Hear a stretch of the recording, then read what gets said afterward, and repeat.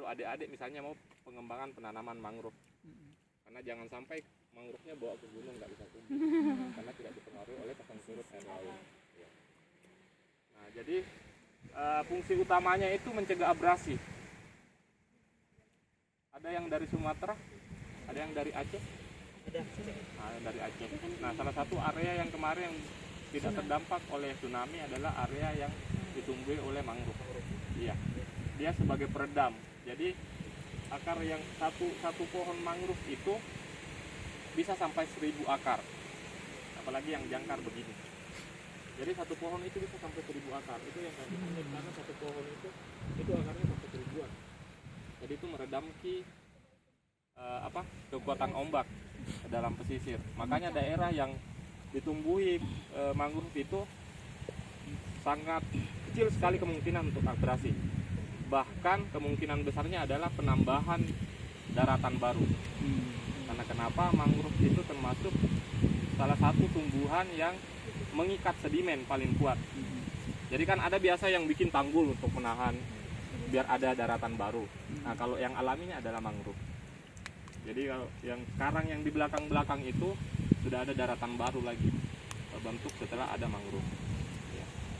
Nah, mangrove itu ada 2 jenis juga. Kita cerita sedikit, nggak apa-apa ya, Pak? Silakan. Langsung kan jangan kepanasan sekali ya. Iya, nggak apa-apa ya. Atau kita menghadap ke sini ya, biar nggak dikena matahari. Nggak apa-apa, Pak. Bentar lagi. Aja. Oh, iya. Iya. Jadi mangrove itu ada dua ini. Ada yang mangrove sejati dan ada yang mangrove ikutan. Iya. True mangrove sama asosiatnya. Jadi mangrove ya asosiatnya kan. Jadi kalau tumbuhan mangrove sejatinya sudah tumbuh di bagian luar, akan ada tumbuhan baru yang di bagian dalam. Oke. Nah, itu makanya ada yang namanya mangrove ikutan. Semakin ke pesisir itu yang dekat dengan pemukiman itu sudah areanya mangrove ikutan. Jadi kalau yang ada pernah baca buku tentang mangrove itu ada 2 jenis. Nah, sedikit penjelasan lagi, kita sementara di Gonda itu ada dari 24 jenis di seluruh Indonesia. Di Gonda itu ada 14 jenis mangrove sejati, itu belum ikutan. Nah, salah satunya yang saya bawa kan mungkin ada beberapa jenis, saya sebutkan beberapa saja. Itu ada ini, kalau yang saya bawa perbandingannya ini Rhizophora mucronata. Rhizophora mucronata, ini Rhizophora stilosa. Kan sama aja. Iya, dia ukurannya sama-sama. Iya, bedanya dia, Pak, karena ada yang biasanya lebih ini istilahnya propagul. Ya, propagul itu. Jadi dia sebenarnya mangrove itu vivipar. Jadi dia sudah ada tumbuh tunas belum jatuh ke tanah. Jadi secara alaminya itu ini sudah modifikasi Tuhan. Dalam artian dia sudah sesuaikan. Jadi tanpa bantuan manusia pun sebenarnya dia bisa tumbuh. Misalnya dia jatuh dari pohonnya itu langsung tertancap. Dan biasanya yang ada di sekitar mangrove yang pada tumbuh itu ketika dia jatuh dia akan tertancap dan tumbuh. Jadi kalau tumbuh akarnya itu 15 hari setelah dia menyentuh tanah. 15 hari. 15 hari berikutnya sudah tumbuh daun. Nah, tapi resiko mangrove itu kenapa susah untuk direhabilitasi? Karena dia dikatakan selamat bisa tumbuh besar ketika umurnya sudah 3 tahun. Jadi selama kurang dari situ masih rentan. Masih rentan sekali. Makanya sekarang terkadang orang sudah nanam, terserah lah. Apalagi kan sekarang yang tantangan utamanya untuk penanaman mangrove adalah sampah. Betul. Iya, jadi banyak yang biasanya, dan kenapa mangrove itu tidak gampang tumbuh? Karena dia misalnya kayak ini, dia patah tunas itu tidak akan ada tunas baru.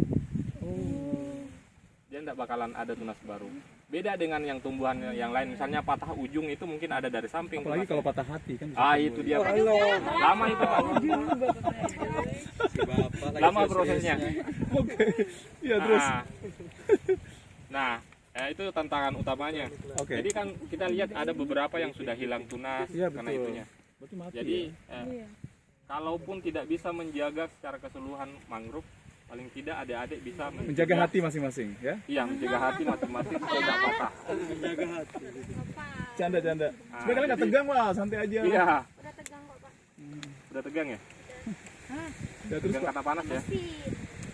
Iya, nggak usah lama-lama, mungkin Sekarang berikut-berikutnya. pertanyaan saya, itu berapa tahun pohon kayak seperti ini, akar-akarnya begitu tuh? Berapa tahun kira-kira Pak? Ini sudah ini kita, karena kan saya umur 5 tahun, kita sebenarnya pendatang juga, kita dari Makassar.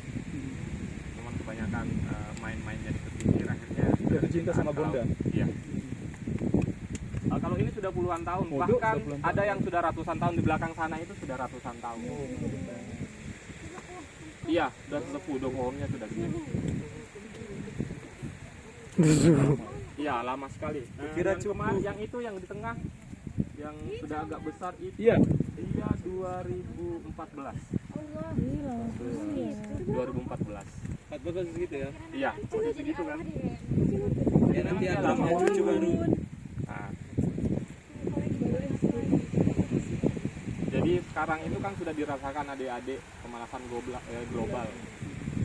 Sekarang itu jam segini udah panas sekali kan. Betul. Padahal sebelum-sebelumnya saya pernah rasakan kalau jam segini masih sejuk-sejuknya. Iya, betul. Tapi sekarang itu salah satunya adalah pengurangan area hutan. Jadi bukan cuma di daerah pesisir. Nah, sama-sama kita ketahui sebenarnya penyumbang oksigen terbanyak di muka bumi adalah ekosistem yang ada di laut, termasuk terumbu karang dan padang lamun dan ekosistem mangrove. Dan hutan yang paling banyak menyerap karbon itu hutan mangrove.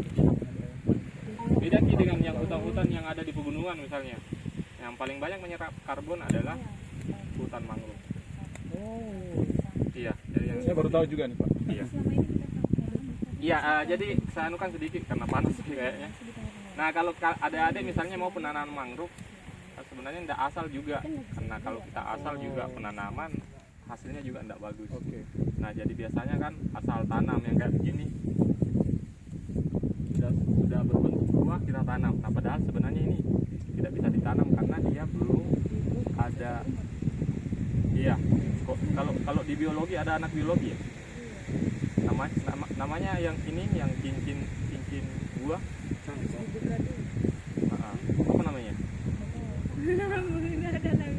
Ini yang kalau yang ini namanya cincin kotiledon. Jadi dia tudungnya. Kalaupun misalnya kita tanam tanpa terbuka ini, dia akan mendorong sendiri tunasnya. Jadi kalau yang ini kalau kita mau tanam mangrove, jangan ambil buahnya ketika belum ada cincin kotiledon. Dia kan belum pisah yang kayak begini. Ya kan? Ada perbedaan kan? Jadi tunggu terpisah dulu Iya. baru bisa kita ambil. Nah, ini. Nah, kebanyakan yang ditanam itu kalau untuk pencegah abrasi karena yang paling banyak akarnya adalah jenis Rhizopora. Ada 3 jenis tadi, Rhizopora stilosa, Mucronata, sama Apiculata. Yang ini yang kayak begini. Nah, jadi kalau yang mau nanam jangan ke asal ini, karena kalau yang ini itu tidak ada tunasnya. Beda kan? Beda kalau yang begini sudah ada cincin kotilodon, sudah panjang dia. Jadi dia akan lebih gampang cepat tumbuh. Gitu. Jadi kan itu terkadang juga orang Pak yang asal tanam. Asal tanam jadi Jadi tengah tumbuh lah ya nanti. iya, kalau yang kayak begini kecil sekali kemungkinan, mungkin 10%. Nah, sedangkan yang begini saja normal berapa persen bisa tumbuh. Apalagi yang kalau yang misalnya, makanya harus yang begini. Kalau kita, kenapa saya anjurkan kalau misalnya penanaman itu mending pakai propagul, tanam langsung buahnya. Karena kalau misalnya yang di polybag itu yang sudah tumbuh daun, ketika dipindahkan dari tempat pembibitan itu pH tanahnya dan lain-lainnya itu beda. Jadi otomatis penyesuaian diri dulu. Stres gitu. Iya, stres. Jadi belum sempat menyesuaikan diri mereka sudah mati. Jadi makanya lebih baik tanam propagul. Jadi kalau tanam propagul itu dia sudah menyesuaikan diri langsung dengan kondisi lingkungan sekitarnya. Nah, jadi begitu. Jadi kan terkadang orang sekarang Pak banyak yang, makanya saya lebih anjurkan tanam propagul saja daripada yang bibit itu. Iya. Nah, otomatis. Dan saat ini juga yang harus diperhatikan adik-adik kalau penanaman, mangrove itu dia tumbuh di pesisir di daerah laut, tapi dia tidak menerima kadar garam yang tinggi. Jadi kalau terlalu tinggi kadar garam yang masuk ke tubuhnya tumbuhan, itu akan mati juga.